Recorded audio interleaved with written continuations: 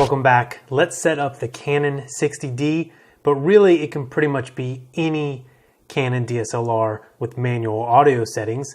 Let's set that up to get good levels, or how I set it up to get the levels that you are hearing here, for example.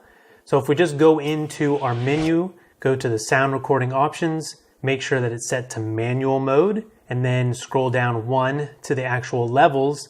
And then as you're talking into the microphone that you are using with your camera, I'm just using a simple lav microphone that's less than probably $50. It's going directly into my Canon 60D, and it does a really great job. It doesn't produce any self noise. So any noise that would be coming in would be from not setting up the camera right because you're running the preamp too loud, probably, or using auto.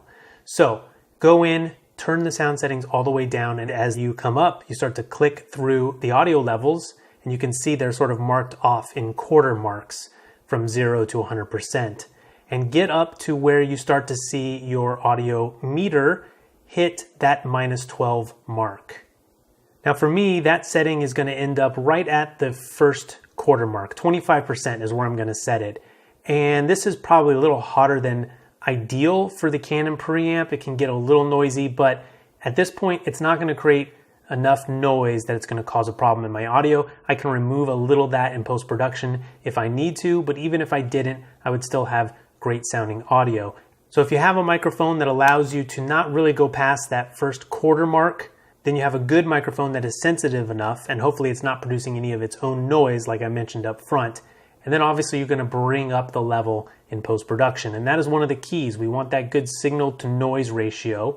And somewhere around that -12, you're going to get enough signal, which is your voice, to noise ratio, that time when you are quiet, like that, where there's no audio coming from the speaker.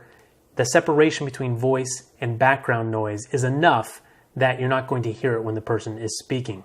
You'll notice that that -12 is the only mark between 0 and -40, essentially off.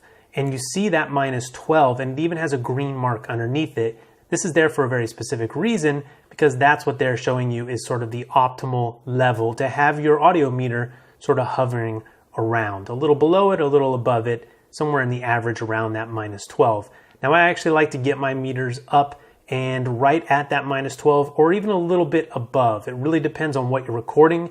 If you don't know how loud your sound source is going to be, if it's going to be louder without you really being able to adjust for that, then you might want to come down and allow more headroom. That headroom is that space between, in this case, -12 to 0, that you have extra room to get louder without it peaking the audio. So that's why they like to have you right around -12, and I'm fine with that level.